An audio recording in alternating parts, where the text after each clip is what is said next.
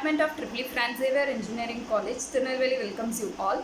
Electrical and Electronics Engineering Department was started in the year of 2002. The department is functioning with two PG courses such as Power Electronics and Drives was started in the year 2011 and Power System Engineering was started in the year of 2013. We got recognized research center status from Anna University Chennai in the year 2017 and our department re-accredited by National Board of Accreditation, New Delhi from 2017. The department has a strong faculty strength who are committed and are specialized in various streams of electrical engineering. Also, we have DST, FIST supported Advanced Power Electronics and Drives Laboratory and National Instruments Powered LabVIEW Academy. Good evening to one and all present here. It gives me inner pleasure to welcome you all for the webinar session. The webinar topic is construction of extra high voltage lines and the role of electrical engineers. This webinar is hosted by the Department of EEE in association with Franz Xavier Alumni Association. On behalf of our chairman, Dr. S. Glitters Babu, Managing Director, Mr. Arun Babu, and General Manager Development, Dr. Jayakumar, and our beloved Principal, Dr. Vel Murahan, and Director of Alumni Association, Mr. Krishna Kumar, and our Department Head, Dr. P. Annapandi, I heartily welcome all the faculties and the students of various institutions and industrial experts. I am very happy to introduce our chief guest, Mr. K. Karthapandian. He did his engineering in the Department of EEE at Government College of Technology in Coimbatore in the year 1997. Just like an average student, he was struggling for his career in India until 2002, including 6-month experience in Sicily Island in Italy for replacing existing ground wire to OPGW. In the year 2002, he joined his career as electrical engineer in a distribution contracting company in Oman. He joined Sweat Power International AB, Abu Dhabi as assistant resident engineer as consultant in the year 2006. Later in 2007, he joined Mott MacDonald in Abu Dhabi in UAE until January 2011. From 2011 onwards, he is working as transmission specialist in Energo project, Entel LLC in Oman, which is a consultant in power and water sector with global presence and reputation. He had been working with various voltage level from 132 kV up to 400 kV transmission line. So far, he has completed more than 50 OHL projects since 2011 with Energo project. He is part of execution team for the first 400 kV transmission line in Oman. He was instrument from concept design to commissioning of the first 400 kV project in Sultanate of Oman and incorporated his various technical knowledge and expertise for smooth execution of major overhead transmission line projects in the Sultanate. He is having rich experience of construction of overhead transmission line over 23 years. Now I hand over the session to Mr. K. Karthapandian. Good evening, friends.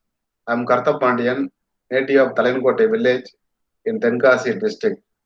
Presently, I am working with Energo Project Entel LLC in Oman as a consultant in transmission department. Our client is Oman Electricity Transmission Company. I thank the Francis Xavier College, Engineering College and electrical faculty for giving me an opportunity to share my knowledge with the young upcoming engineers. Today I am going to talk about construction of EHV line and role of electrical engineers. What is the requirement of EHV line? In the generating station, the generating voltage is 11 kV.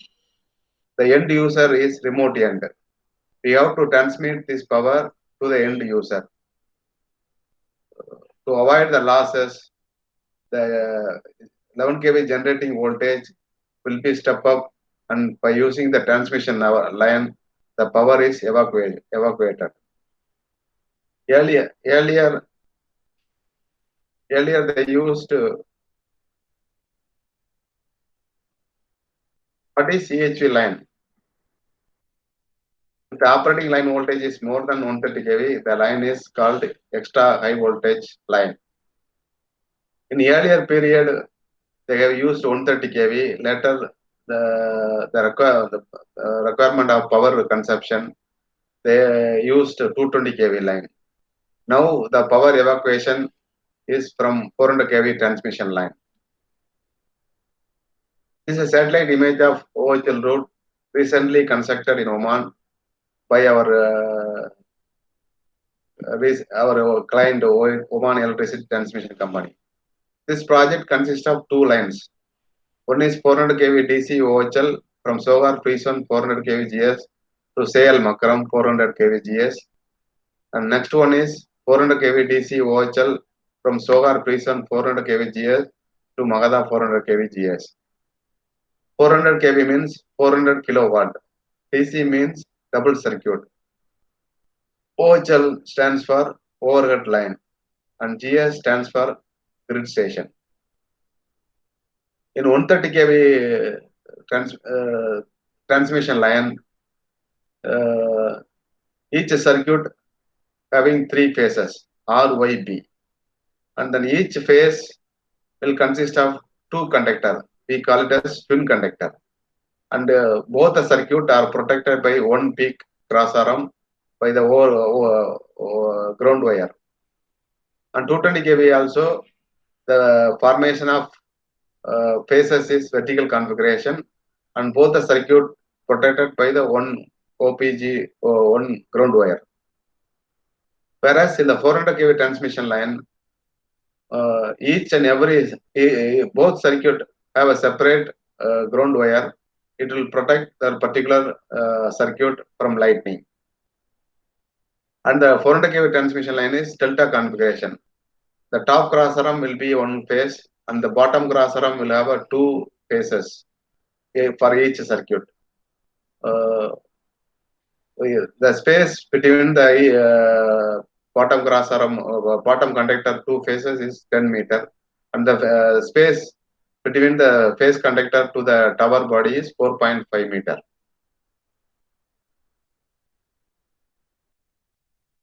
Major material for the overhead transmission line is conductor. When the tender is awarded to the contractor, the tender document will be part of contract document. The contract document, the client will provide the technical details of the each and every individual material. The contractor will submit the technical details of their proposal.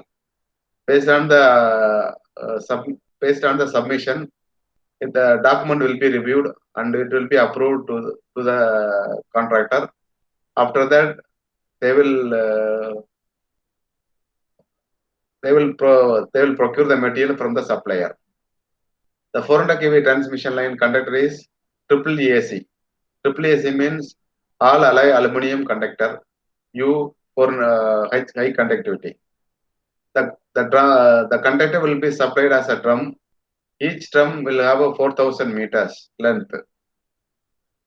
Next one is tower. Tower will be designed according to the tower design criteria. Based on the conductor loading, the tower will be designed. Based on the tower loading, the foundation will be designed. The tower design criteria are design span, wind span, and weight span. Span. What is the meaning of span? The distance between the two tower is called span. The design span for 400 kV transmission line is 450 meter. The design wind span is the average between the two consecutive span, and the weight span is the distance between lowest point between two consecutive span. Wind span represent the horizontal load, weight span represent the vertical load. According to the design criteria, the contractor will submit the design proposal of the tower. Once the design proposal is approved, they will do the type testing of the tower. After type testing, after the tower testing, the tower material will be supplied to the site store. The insulator. Insulator. There are two types of insulator: suspension insulator and tension insulator. The insulator will be having two parts. One is insulator unit and the insulator hardware fittings. The main technical data is for 400 kV transmission and insulator is grippage distance. The grippage distance for 400 kV transmission line is 55 mm per kV. And another one is SML. SML means specified mechanical load. For 400 kV transmission line, the specified mechanical load is 320 kilonewton for both suspension insulator as well as tension insulator. The suspension insulator will be a V suspension insulator, and the tension insulator will be equipped with two tension insulator string. Next one is OPGW. OPGW means optical fiber ground wire.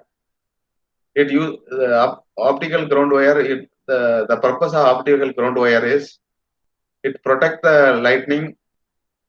It protect the conductor from the lightning, as well as it used as communication between the substation. Earthing material. Earthing material consists of two parts: earth strip and earth rod. When the lightning appears in the tower, from the tower through the earth, the lightning voltage will be transferred to the ground. The earth strip will be connected to the tower step, and another end will be connected to the tower earth rod. Earth rod will drive up to 3.5 meter depth, up to the foundation level. Tower type. There are two types of tower: suspension tower, DS 0 to 2 degree, and the tension tower, section tower, angle tower. There are three types. Three subdivision of the angle tower. T25 means the 0 to 25 degree. T70 means 25 degree to 70 degree. T90 means 70 degree to 90 degree. TT is terminal tower. Because the in the OHL route is not a straight line. There will be always a deviation.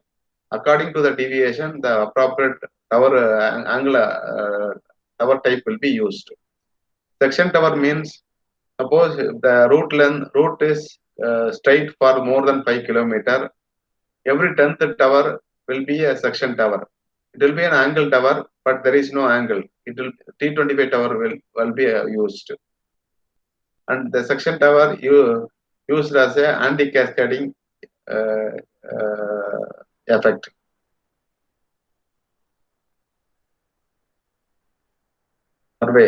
Survey is very important for the overall transmission line. The contractor will be provided with the preliminary route. The preliminary route will have the coordinates of the all angle towers. The contractor, based on the preliminary route, the contractor will do the route survey. They will mark all the angle towers. After making the route, they will submit the route map for the approval. The consultant will go each and every angle tower and check the feasibility of keeping this location for execution. If there is any deviation is required within the corridor, the location will be modified. The corridor width for the 400 transmission line is 60 meter, 30 meter on either side. After approval of route survey, they have to approach 10 to 15 agency for their NOC to construct this transmission line. Parallelly, the contractor will do the detailed survey. The detailed survey throughout the entire route, each and every 10 meter, they will take the levels. And if there is any hurdles is there, it will be stored in the data. That data will be used in iSoftware or PLS CAD software. Based on the detailed survey, the software will give the tower spotting of the entire route. And then they have to go each and every location, each spot, and if any modification is required, they will modify. Once the plan and profile is completed, they will submit they will submit for approval. We will consultant will check the plan and profile according to the tower design criteria, the wingspan, weight span, and then elevation, coordinates will be checked. And if there is any violation of the wingspan, weight span, it will be corrected and modified. Once the plan and profile is approved, the contractor will do the peg mark. Peg mark is a tower location. We call it as peg mark. The consultant will go on every location to check the feasibility of the particular location for keeping for the construction. Once the peg mark inspection is completed, then the route is ready for construction. The next activity is access road. Before starting any activity, the contractor should submit the method statement and risk assessment.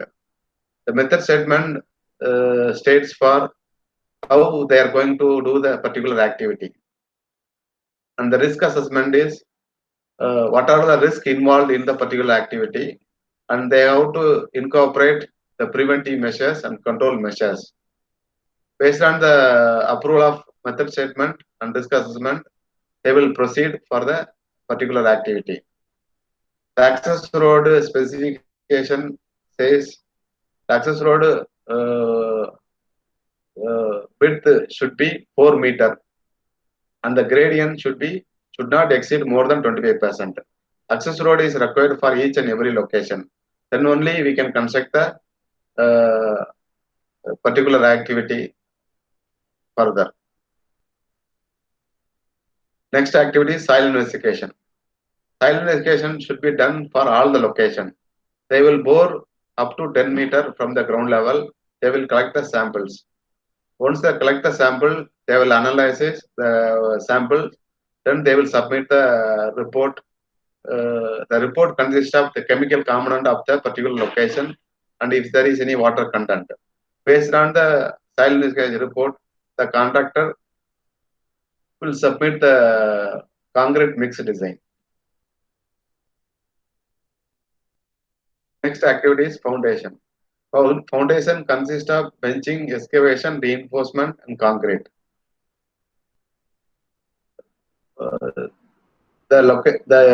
Each and every location will be a remote location, and it will not the location will be uneven level ground. So we have to do the benching to make the platform. For 400 kV transmission line, we have to make 20 by 20 meter. The two things we have to consider during the benching. After benching, the soil should not collapse. So we have to make the proper slope and proper step cutting. Once the benching is completed, they will start the excavation by using the excavator. The 400 kV transmission line, the foundation depth will be 3.5 meter to 4 meter. Once the excavation is completed, the pit is cleaned and then they will do the PCC. After making the PCC, they have to do the step setting. Each location have 4 legs. There are two type of template setting. There are two type of step setting. One is template setting, another one is probe setting. The template setting, all the 4 legs will be connected each other, and then they will take them. They will make the alignment with the previous tower and next tower, and they will measure the diagonal of the particular location and back-to-back measurement and level of the stub. Once all the measurement is done, it will be recorded, and they will go to the reinforcement. Reinforcement will be done according to the approval of foundation design drawing. Once the reinforcement is completed, they will do the concrete. The concrete is two step. One is pad and chimney. First, the pad concrete will be completed, and after that, next day they will do the chimney concrete. After the curing period of 7 days, the backfilling will be done. The backfilling layer will be 150 mm. 150 mm.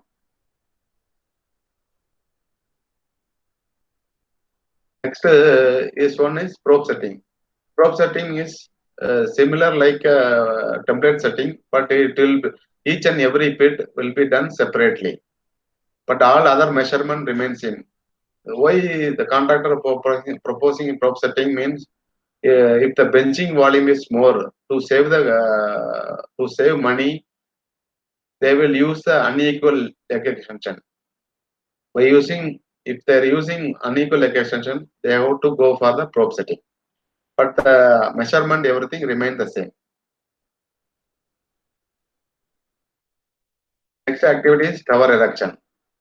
The tower will be supplied to the store as a bulk quantity.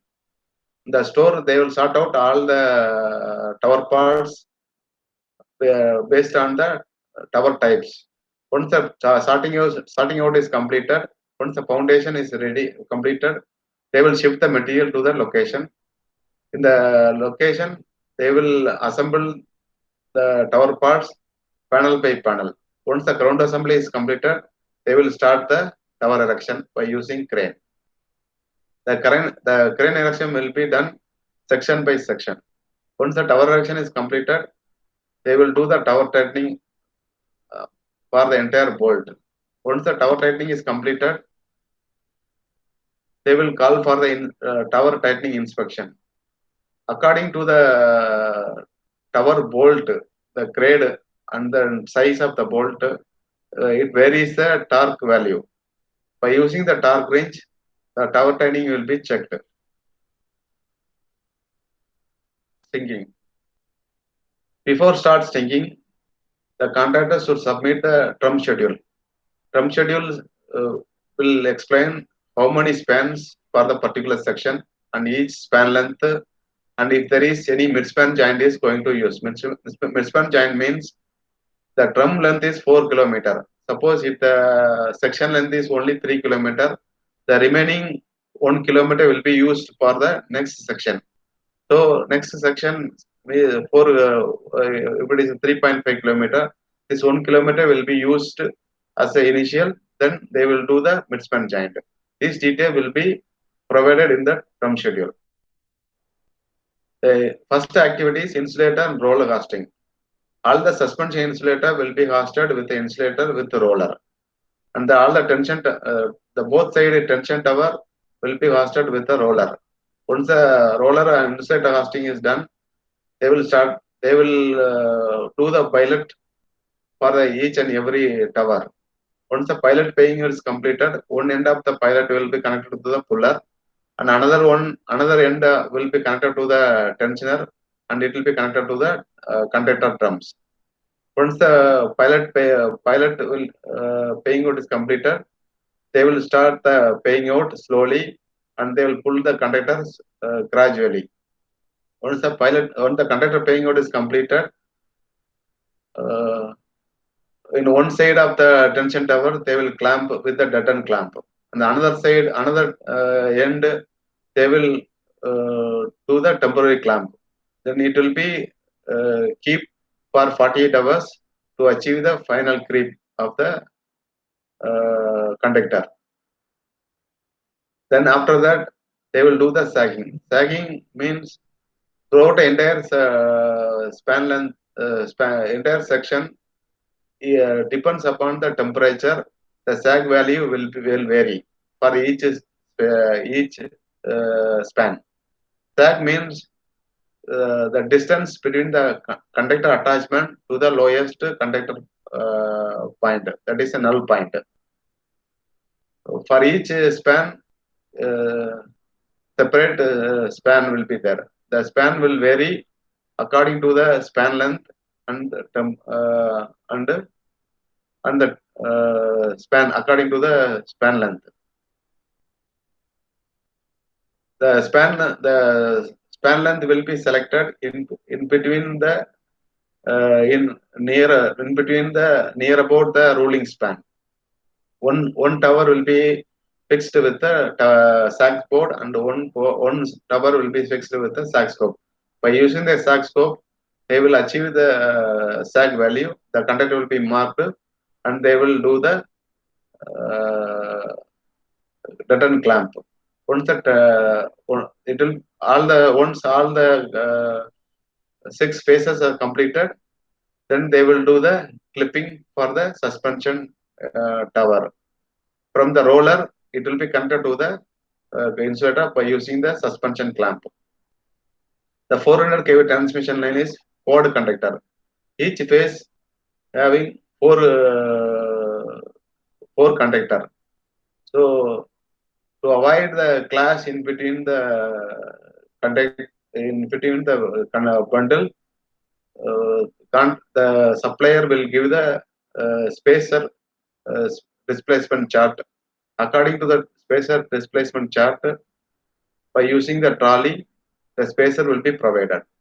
The jumper is in the tension tower. It will used as a bridge between the conductors. HSE, health, safety, and environment.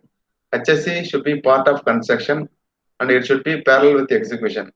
As per the client lines, PUR, proper PPE should be used. PPE means personal protective equipment. For the lineman, should be equipped with helmet, safety gloves, safety harness. Harness means safety belt, and safety shoe, safety goggles. And the lifting tools and tackles should be third party certified. Risk assessment should be done for each activity. These are the few HSE guidelines given by the client. The HSE should be followed. It should be part of construction. File and inspection and testing. For the entire project, there will be a schedule called tower schedule. The tower schedule will show the entire detail about the line, span length, wind span, weight span, then tower type, what all the material is going to use. Will be based on the tower schedule. Each and every location we have to inspect, and we have to check according to the tower schedule. All the material are provided. One more point I left out. Before start conductor stinging, the OPGW will be stinging. OPGW similar like conductor, whereas the OPGW there is no midspan joint. Only splicing will be done according to the OPGW drum length. And as per civil aviation, all the OPGW should be equipped with the warning ball. The distance between the warning ball is 40 meters on either side. These details and ground clearance will be checked at site for the entire tower. Once the final inspection completed, then they will do the testing. The testing will be line parameter test. Line parameter test do the following testing. One is line conductivity test, resistance measurement, phase rotation test, and impedance measurement. After completing this testing, the impedance value will be given to the substation contractor for relay setting calculation. Once the relay setting calculation is completed, the line is ready for energization, and the line will be energized. The role of electrical engineers. Foundation activity will be monitored by the civil engineer. Tower erection will be monitored by electrical engineer. Stinging will be an electrical engineer. HSE engineer, any graduate with HSE certification. Construction manager will be electrical engineer or civil engineer. Project manager will be electrical engineer. This role will be on contractor side. Accordingly, the consultant, there will be a project manager, he will be an electrical engineer, and there is one transmission engineer, will be electrical engineer, and there will be one civil engineer and one HSE engineer. HSE engineer may be any graduate engineer with the HSE certification. Accordingly, the client side, there will be a one senior project engineer, will be a electrical engineer. Conclusion. Let me conclude that each and every OHL construction work have a unique type of issues to be addressed for ensuring smooth completion of the project. Accordingly, we need to consider such issues in the beginning itself. For example, the OHL project will be having the following issues in general. Issues on right of way, issues related to hilly terrain, issues related to procurement and delay in delivery at site. You have to execute the project with the proper planning, organizing, execute, monitor and control and proper closing. In the previous slide, I have mentioned the role of electrical engineer for one project. From the above, you can assess the requirement and importance of electrical engineer all over the world. As power sector and especially transmission sector remain as lifeline of every nation. Lot of OHL projects are coming up all over the world and in India too. It may be noted that a number of projects are coming up in African countries as part of the development in the area. The major MNC in India is KEC International Limited, Kalpataru Power Transmission Limited, L&T and Tata Projects. The advantage and disadvantage of OHL construction is the location is in interior. It is far away from the cities and it is not the white collar job. Hence, most of the engineers not preferring this field, even though it is challenging. In olden days, OHL expert, even DGM and GM were not engineering graduate. Now, slowly, engineering graduate are joining in this field. Even average graduate engineer will get job opportunity in subcontract companies in the field, in the OHL field in India. Those who want to choose this field, 4 to 5 years have to struggle. Once you have a good experience, salary will not be a concern for the right candidate. Once again, I welcome you all to this challenging world of OHL construction and to become part of the vital sector of power infrastructure development and wish you all a bright future. Thank you. Give thanks for a little, you find a lot.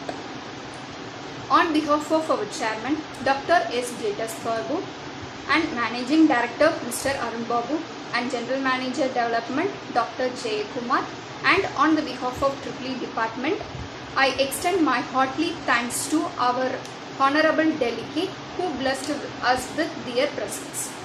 I would like to extend our sincere thanks to beloved Principal Dr. Vel Murugan for his encouragement and support. I would like to extend special thanks to Mr. Krishna Kumar, Director of Alumni Association, for makes this webinar in a grand success.